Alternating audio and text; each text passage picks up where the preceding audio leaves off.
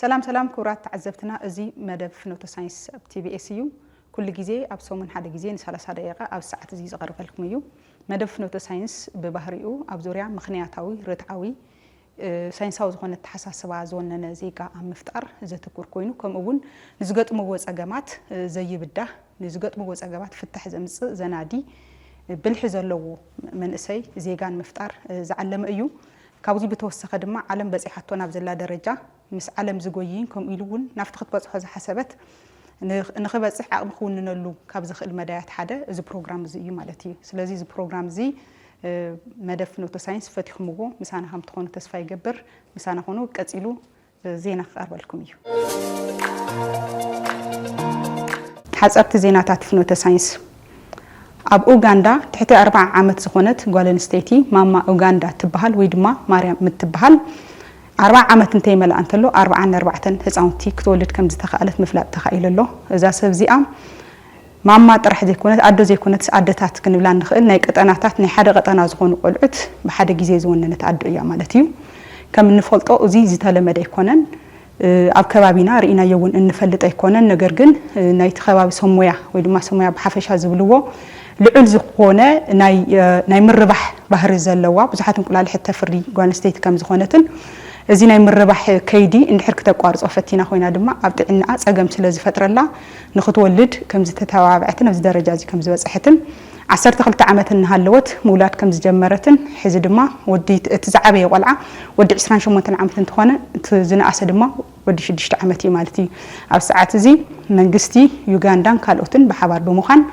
ዝሓሸ ህይወት ንክህሉ ደቃ ንኽትዕቢን ሓገዝዋ ከም ዘለው ተፈሊጠሎ This lady gave birth to 44 kids before turning 40, and she raises all of them as a single mother. This is one woman's incredible journey of motherhood, but she refuses to be reduced to just that. I'm heading to Uganda to meet her and hear from her kids for what is sure to be an emotional roller coaster. Mama Uganda, is it good?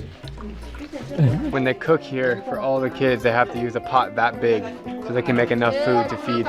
40 people. So the reason why you see them kneeling while peeling matoke. Now kala izina nan tshagir dima ab Ethiopia ab juma khababet tnabir hanti gwal 27 ዓመት ንልዕሊ 16 ዓመታት ምግብን ማይን ከምዚ ተጠቀመት ምፍላጥ ተኻኢለሎ እዛ ሰብዚኣ ካብ 9 ዓመታት ሒዛ ናይ ምግቢ ይኹን ናይ ማሽውሃት ከምዚ ይብላ ምፍላጥ ተኻኢለሎ ማለት እዩ እዛ ሰብዚኣ ምግቢ ይኹን ካማ ይኹን በጠቅላላ ካማ ይኹን ካፍቲ ምግቢ ተገሊላ ከም ዝነበረት ብዝተፈላለዩ ናይ ወፃኢ ንኣብነት ተብስዑድ ዓረብ ካልኦት ዓድታትን ከይዳ ከም ዝተመርመረት ምንም ዓይነት ናይ ምግቢ ቅሬት ከም ዘይብላ ምፍላጥ ተኻኢለሎ ብጣዕሚ ብዝገርም ኩነታት ግን እዛ ሰብዚኣ ምንም ምግቢ ከይበልዐት ማይ ከይሰተየት ካሊእ ቆልዓ ወሊዳ ተዕቢ ከም ዘላ ምፍላጥ ተኻኢለሎ ዝገርብ እዩ ምክንያት ናይዚ እስካብ ሕዚ ሰሞያ ናይ ሳይንስ ሰባት ክፈልጥዎ ይከኣሉ The last meal I had is injera with lentil. Do you think there will ever come a day where you get hungry again and you start eating? Alas. I don't think so. When people watch this video, they're going to think that you're fake, that it's a lie, that it's all for show. What do you want to say to those people? I have nothing to say to them. They can come and observe my daily life, and I don't eat and I don't drink. When you say you don't drink, no water, no nothing. She said, I'm Orthodox Christian, I go to church. Yeah. And there is a holy water that you're supposed to drink. I don't even drink that. You don't even drink the holy water? Yes. ካብዚ ቀፂሉ ድማ ሕዚ እንቕርቦ ማለት እዩ ትግራይ እትፍካብ ትፍለጠሎም ዓበይቲ ጉዳያት ጉዳይ መበቀላው ፍልጠት እዩ ከም እንፈልጦ ኣብ ዝተፈላልዩ ዛዕባታት ትግራይ ናይ ባዕላ ዝኾኑ ናይ ውሽጢ ዝኾኑ ናይ ገዝኣ ዝኾኑ ፍልጠታትን ዓቕምታት በሓፈሻ ኣለውዋ እዮም ነገር ግን ንሳቶም ኣደይባ ናብ ረብሓ መውዓል ብዙሕ ዝተርፋ ነገራት ከም ዘለው ድማ ንዕዘብ ኢና በቲ ሓደ ገጽ ድማ እዚኣቶም ፍላይ ኣብ መድሓኒታት ናብ ካልእን ዘተኮሩ ዝተፈላልዩ መድሓኒት ክዘድሑን ከም ዘለው ዝተፈላልዩ ናይ ጥዕና ጸገማት ክፈጥሩ ዝኽእሉ ከም ዘለው ንፈልጥ ኢና በቲ ሓደ ገጽ ወነንቲ ሰብ ብዙሕ ጥበባት ኢና እናበልና ንሱ ምድጋም ዛይበና ኩነታት ድማ ኣሎ ማለት እዩ ስለዚ ብዛዕባ እዚኦም ተዘራሪብና መፍትሒ ሓደ ሓደ ጠቂምናን ክንፈላለ ኢና ንለው ማዓንቲ ማለት እዩ بحفشو ود سب كاب زهلو مالت بساينس كنزارب كلنا سب كاب يمصي زبل ناي وعد زخونه አካይደ ሃሊ ወኾይኑ ነገር ግን ካፍተ ዝመጸለት ሒዙ እስካፍተ ሒዝ ዘለዎ ዝተፈላልዩ ዝኾኑ ብርኪ ወታት ሓሊፉ እዩ ማለት እዩ ኣብቲ ናይ መጀመርያ እዋናት ኩላህና ኣብዚ ዓለም ዘለና ሰባት ወይ ድማ ቅድሜና ዝነበሩ ንሃና ወለድ ማለት እዩ ዝነበሩ ብጣዕሚ ድሑር ዝኾነ ናብራ እዩ ንሰብ ብመሰረቱ ሰለስተ መሰረታዊ ነገራት የድልይዎ ምግቢ የድልዮ መጽለሊ የድልዮ ክዳን ማለት እዩ ኣብቲ ድሑር ግዜ ምግቢ ወዲ ሰብ ከመይ ይረክብ ነይሩ እንድሕር ዳኢልና ኮይና ምግቢ በሃደን ይረክብ ካብ ቆጽል ድማ ካፍራፍረ ካብ ቆጽልቲ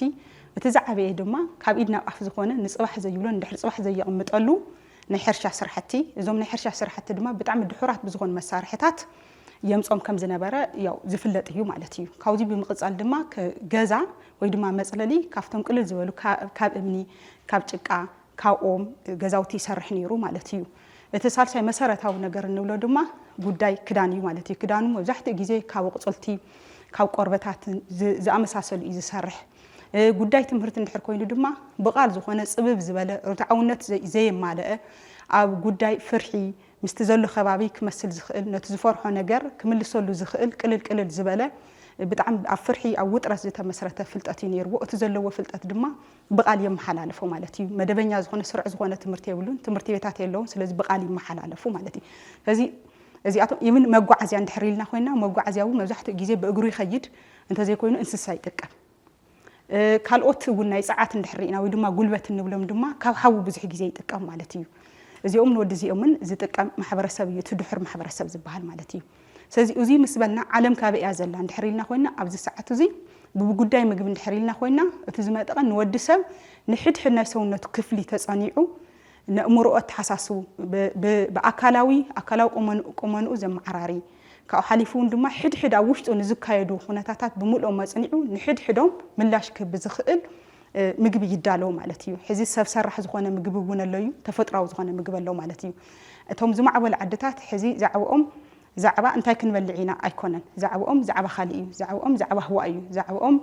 كما جرنا علم نقصاصرا زبلي ማለት ስለዚህ ናይ ምግብ ሕተ ይብሎምን በጣም ዝተራቀቀ ኣብ ናይ ቴክኖሎጂ ዕብየት ይርከቡ ቴክኖሎጂ ድማ ት ሶፍት ቴክኖሎጂ ንብሎ ኸውን ይኽእል ሃርድ ውን ክንብሎ ንኽእልና ማለት እዩ ስለዚህ ኣብ ዝለዓለ ደረጃ ናይ ኮሚኒኬሽን ዓቕሞም ናይ ርክብ ዓቕሞም በጣም ኣብ ዝለዓለ ደረጃ ይርከብ ክዳውንቶም ድማ ሰብ ሰራሕ ብዝኾነ መንገዲ ይጥቀሙ ካፍቲ ብኸይድ ዝመጽ ምዕባለ ይብርግጽ እዚ ብሓደ ግዜ ዝመጽ ይኮነ ናይ ጉዕዞኦም እንድሕርኢና ኮይናውን كافتت زتحت زنب نولو زنبرنا حزي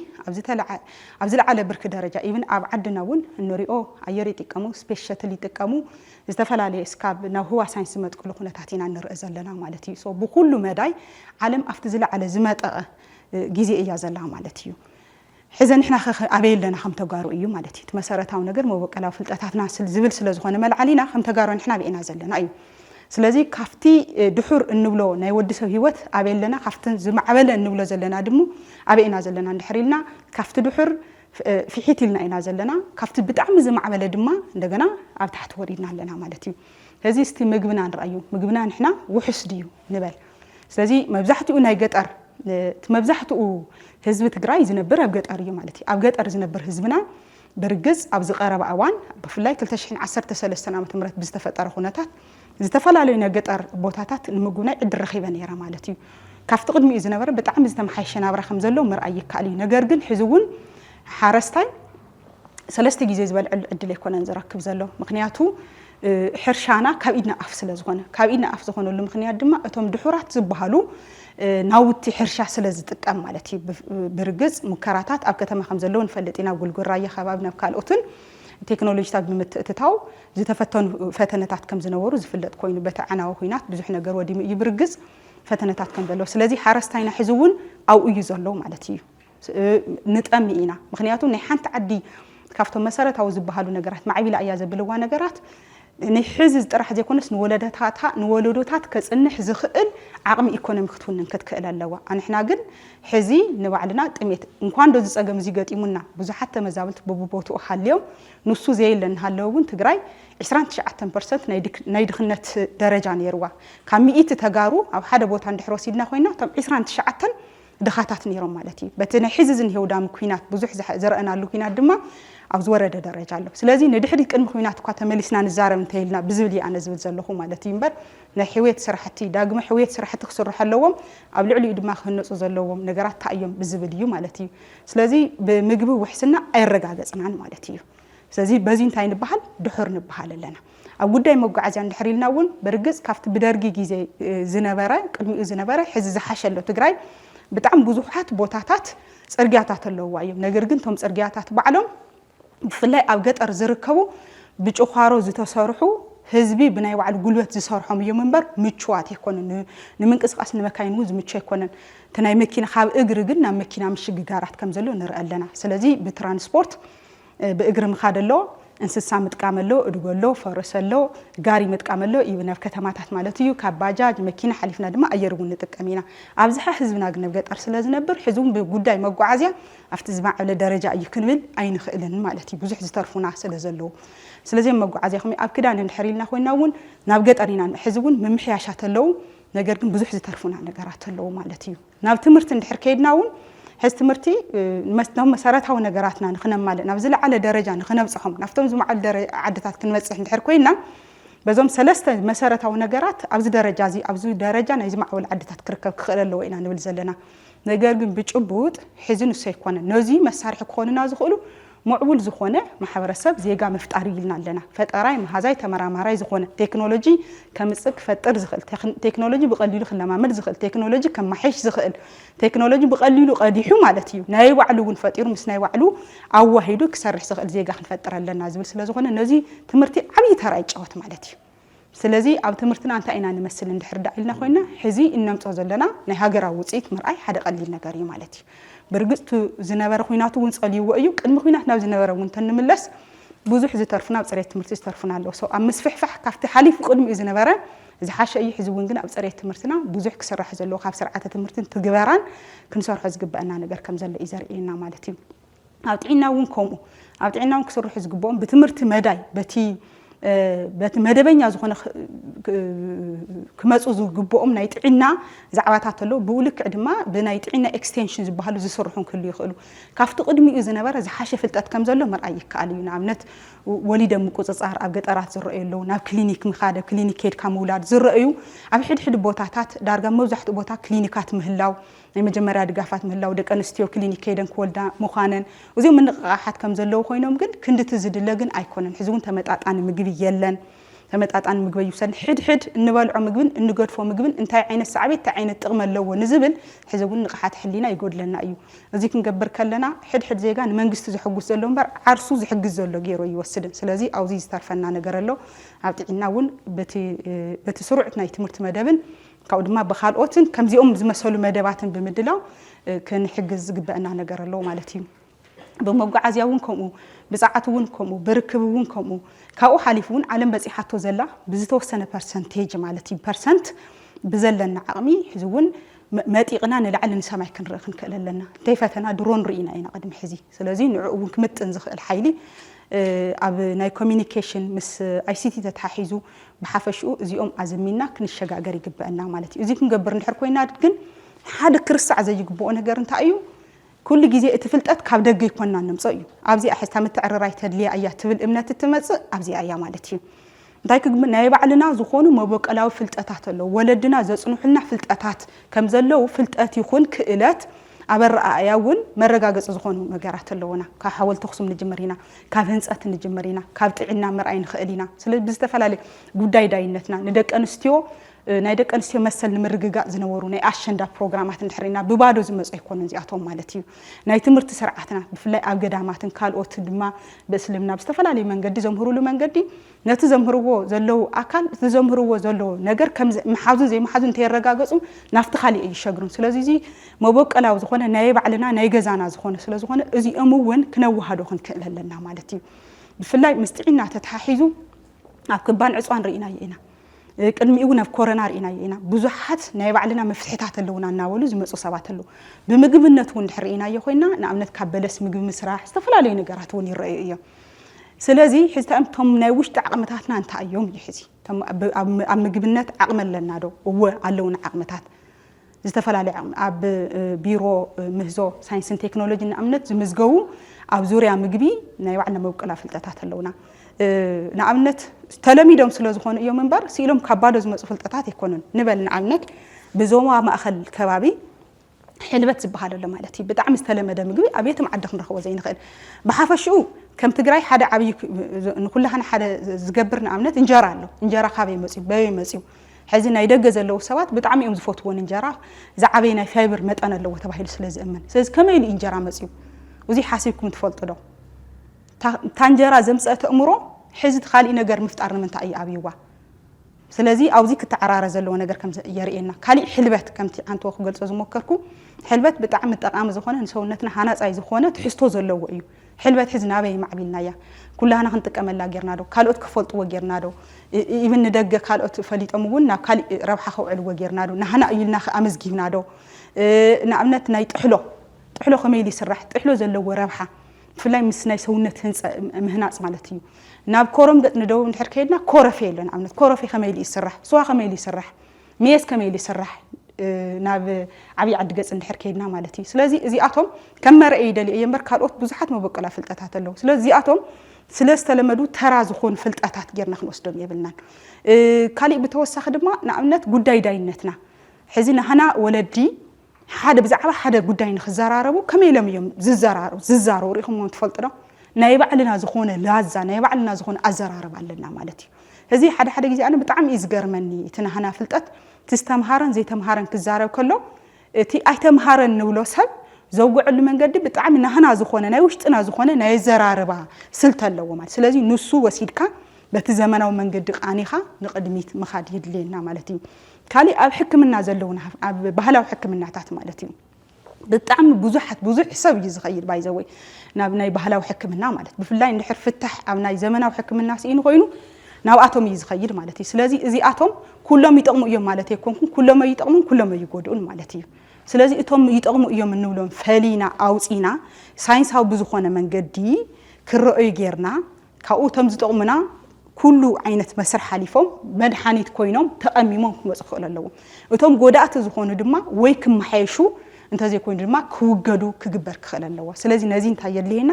መስርሕ ስርዓት ፖሊሲ የድልየና ማለት እዩ ስለዚ መበቀላዊ ፍልጠታትና ካብቲ ዘለዎ ደረጃ ናፍቲ ዝለዓለ ደረጃ ንኽኸዱ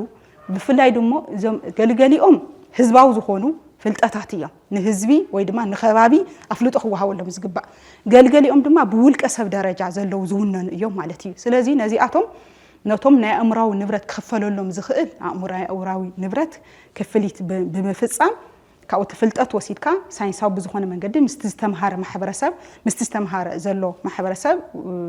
ብምትእስሳር ሳይንሳዊ መልክዕ ሒዙ ብመድሓኒትነት ዝመፀሉ መንገዲ ክንገብር ክንክእል ኣለና ብዙሓት ሰባት ብዙሓት ተጋሩ ኣብ ገዝኦም ብዙሕ ፍልጠት ኣለዎም ገልገሊኦም ኣብ ክባን ዕፅዋን ኣማራፅም ስለ ዘይነበረና ንጥቀመሎም ነርና ማለት እዩ ስለዚ ናይ ለማዓንቲ ዛዕባና እንታይ እዩ ትግራይ ናብ ዝዓበየ ደረጃ ንምሽግጋር ኣብ ውሽጥና ዘሎ መበቀላዊ ፍልጠታቱን ክብሪ ብምሃብ እቶም ዝጠቕሙና ፈሊና ብምውፃእ ንዓኣቶም ናብ ረብሓ ነውዕለሉ መንገዲ ክነናድር ክንክእል ኣለና ነዚ ብዋናነት ዝምልከቶ መንግስቲ እዩ ማለት እዩ መንግስቲ ነዚ ስርዓት ክሰርሐሉ ክኽእል ኣለዎ ፖሊሲ ክቐርፀሉ ክኽእል ኣለዎ ነገር ግን መንግስቲ ስርዓት ንኽሰርሕ ፖሊሲ ንኽሰርሕ ኣብ ስርዓተ ትምህርቲ ንኽኣቱ ኣብ ናይ ጥዕና ከይድታትና ንኽኣቱ ድማ እንታይ ክገብሩ ኣለዎም ተመራመርቲ ዓብይ ኢድ ክጫወቱ ክኽእል ኣለዎም ዓብይ ግደ ክጫወቱ ክኽእል ኣለዎም ማለት እዩ ስለዚ ሓቢርና እዚ ሚድያ እዚ እዚ መደብ እዚ ኣብ ዙርያ ምትብባዕ መበቀላዊ ፍልጠታትና እቶም ዝረኽቡ መበቀላዊ ፍልጠታትና ዘድህብ እዩ ነይሩ ያው ከም ዝተሓጎስኩም ብዙሕ ከም ዝፈለጥኩም ተስፋ ንገብር ንሎማዓንቲ የቕኒየለይ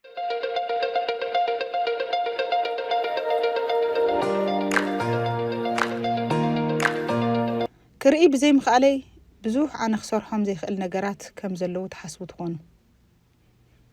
እዚ ብዓብዩ ሓቅነት ኣለዎ ናብዚ መድረኽ እዚ ንምድያብ ዝተወሰነ ሓገዝ ደልየ ክኸውን ይኽእል እየ ብዙሓት ግን ኣነ ክሰርሖም ዝኽእል ነገራት ኣለዉ እዮም ኣብ ስእሊ እዚ ትሪእዎ ዘለኹም ኣነ እየ ብርግፅ ስፖርት ብጣዕሚ እየ ዝፈቱ ብዙሓት ናይ ስፖርት ዓይነታት ይሰርሕ እየ ንኣብነት ከም ምሕማስ ምንሽርታት ዳይቪንግን ካልኦትን ኮይኑ ግን ሓደ ውስንነት ኣለኒ ዝኾነ ሰብ ክሕግዘኒ ክኽእል ኣለዎ ንሱውን ነፃ ክኾን ዓርስ ከይ ዝኽኣልኩ ክኸውን ይደሊ መርኣይ ዝተሰኣነኒ ጓል 14 ዓመት ኣብ ዝነበርኩሉ እዋን ኣብ ናይ መሕመሲ ቦታ እዩ ንጥፍትን ዓርሰይ ዝኽኣልኩን ንእስቲ ኣብ ዝነበርኩሉ እዋን ብድንገት ዓይነ ስውር ኮይነ እቲ ዝኸበደ ነገር ንዓይ ነፃነተይ ምስኣነ እዩ ነይሩ ኣብቲ ሽዑ ኣናእሽተይ ዝመስሉ ነገራት ዳርቃ በቃ ዘይከኣሉ ኮይኖም ንኣብነት ካብቶም ንዓይ ፈተንቲ ዝኾኑ ነገራት ውልቃዊ መጽሕፍቲ የለውን ኢንተርኔት እውን የለን ዘመናውያን ሞባይላት የለዋን ስለዚ ኣሕዋተይ መጽሕፍቲ ከንብቡለይ እሞ ናይ ባዕለይ መጽሕፍቲ ናብ ብሬል ክቕይር ወይ ድማ ከዳሉ ነይሩኒ ተራእኩም ዶ እወ ኣሕዋተይ ሕጉሳት ይነበሩን ድሒሩ ዝተረድአኒ እዩ ክሕግዙኒ ብዙሕ ዘይደልዩ ምንባሮም ተረድየየ ከም ውፅኢቱ ድማ ክርሕቑኒ ዝወሰኑ ይመስሉ ነይሮም ኣይወቕሰሙን እኳ ደኣስ ነፃ ክኸውን ይደሊ ነይረ እዚ ጽኑዕ ድሌት እዩ ኣብ ውሽጠይ ናይ ምህዞ ጉልበት ዘቀጻጸለለይ ኣብ መፋርቕ 1980ታት ኣቆጻጽራ ፈረንጂ ብዛዕባ እቶም ዝለዓሉ ናይ ቴክኖሎጂ ውፅኢታት ክፈልጥ ክኢለየ ከቲንግ ኤጅ ቴክኖሎጂስ ዝበሃሉ ነገር ግን ከመይ ኢሉ ደኣ እዚ ናይ ቴክኖሎጂ ዓቕሚ ናይ ብሬል መጽሓፊ ዘይፈጠረ ወይ ዘየምፀ ይብል ነይረ እዞም ብጣዕሚ ዘደንቑ ቴክኖሎጂታት ድሩትነት ወይ ሕፅረታት ንዘለዎም ከም ዝኸማይ ንዝበሉ ሰባት እውን ክሕግዙ ይኽእሉ ኣብዚ እዋን እዚ እዩ ናይ ምህዞ ጉዕዘይ ዝፈለመ ናይ ዲጂታል መጽሕፍቲ ቴክኖሎጂ ድማ መምዕባል ኢለ ፈሊመ ከም ዲጂታል ብሬል ኤዲተር ዲጂታል ብሬል ዲክሽነሪ ዲጂታል ብሬል ላይብረሪ ኔትወርክ ኣብዚ ሰዓት እዚ ምርኣይ ዝተሰኣኖ ሰብ ኣብ ናይ ውልቀ ላፕቶፕ ይኹን ካልኦት ተንቀሳቐስቲ መሳርሕታት ተጠቒሙ መጽሕፍቲ ብብሬል ይኹን ብድምፂ ከንብብ ይኽእል እዩ እዚ ከድንቐኩም ኣይግባእን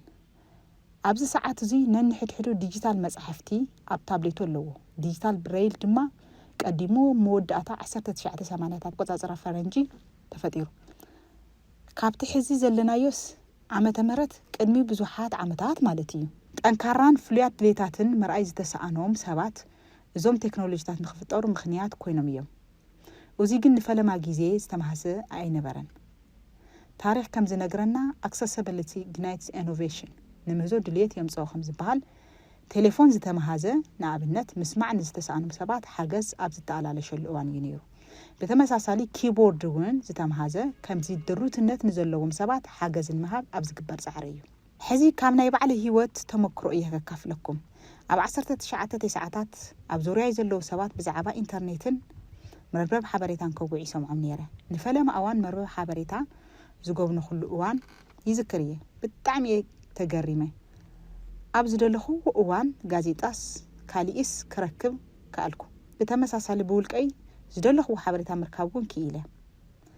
በዚ መንገዲ እዚ መርኣይ ንዝተሰኣኖም ኢንተርኔት ክጥቀሙ ክሕግዞም ተለዓዒለ ከም ውፅኢቱ ድማ እዞም መረበባት ብድምፂ እውን ናብ ረብሓ ክቕየሩ ገይረ እዚ ድማ ዓብይ ነገር ኣቕለለ እዚ ድማ ሆም ፔጅ ሪደር ዝበሃል ብ1997 ብጃፓንኛ ከማዕብል ገበረኒ ድሓር ድማ ናብ 11 ቋንቋታት ኣስፋሕፊሕዮ እዝክር ሓደ ተጠቃሚ ዝበለኒ ንዓይ ኢንተርኔት ንዓለም ንእሽተይ መስኮት እዩ ናይ ሳይበር ዋር ድማ እዞም ንዓይነ ስውራን ዝመፁ ናይ ቴክኖሎጂ ምህዞታት ንኻልኦት ረብሓታት ድማ ይውዕሉ ነይሮም ንገናሕቲ መካይን ዝተላእኸሎም ኢሜይልስ ከንብቡ ካልኦትን ይጠቕሙ ነበሩ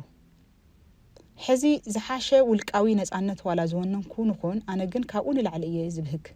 ንኣብነት ናብዚ መድረኽ ክድይብ ሓገዝ ሓቲተ ከምኡ ይደልን ንሃተይ ሽቶ ነፃ ምዃን ባዕለይ ከምዚ ንዓኹም ዝቐለኩም እውን ክቐለኒ እዩ እሺ በሉ ሓደ ምህዞታተይ ከፋልጠኩም እዚ ናይ ሞባይል ኣፕሊኬሽን እዩ 51 ኢንች ካብ ማዕጾ ኣለኸይ ካብ ቀጢል ክኺዲ ብየማንኪ ዘሎ معصو تطقيمك وصي نيكي متصلو حقوس دما يمثل سلام نيك نابيت خدلخا حقوس تمثل او صبويه سرحي قبول سلاز جبر لايو كما يفلت كن حقوس مخاني نقعد اسبلكا سحب نعخي كون الزارب زلو على موبايليو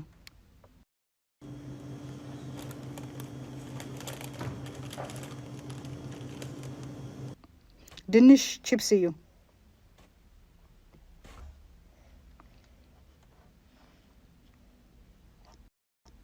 صليم شوكولات يو بالمولد تمالي بلعخي 5 باوند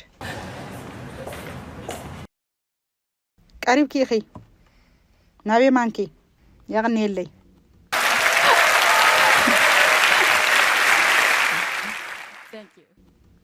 እዚ አፕሊኬሽን እዚ ደገን ውሽጥን ባዕለይ ክንቀሳቀስን ካልኦት ድማ ዘለዎም ስምዒት ክፈልጥን